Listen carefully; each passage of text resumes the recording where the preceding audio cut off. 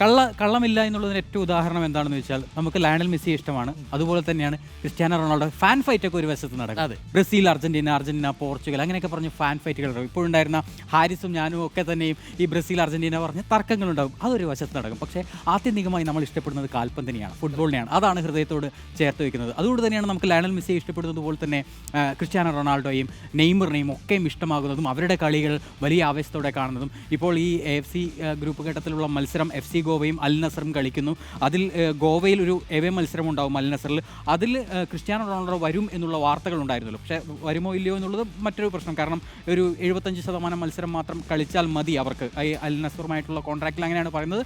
Away മത്സരങ്ങൾ കളിക്കണം എന്ന് നിർബന്ധമില്ല. അതുകൊണ്ട് തന്നെ ക്രിസ്ത്യാനോ എത്തുമോ എന്നുള്ള കാര്യം നമുക്കറിയില്ല. പക്ഷേ അപ്പോഴും നമ്മൾ ആഗ്രഹിക്കുന്നത് എന്താണ്? ക്രിസ്ത്യാനോ വരണം, ഗോവയിൽ വന്ന് കളിക്കണം, അത് പോയി കാണാൻ കഴിയണം, നെയ്മറിനെ കാണാൻ കഴിയണം, അങ്ങനെ ഓരോ താരങ്ങളെയും കാണാൻ കഴിയണം. അതിൽ ഫുട്ബോളിനോടുള്ള ഇഷ്ടത്തിൽ ഈ പറഞ്ഞ ഫാൻ ഫൈറ്റും കാര്യങ്ങളും ഒന്നും ബാധകമല്ല. ആത്യന്തികമായി ഇഷ്ടപ്പെടുന്ന ഫുട്ബോളിനെ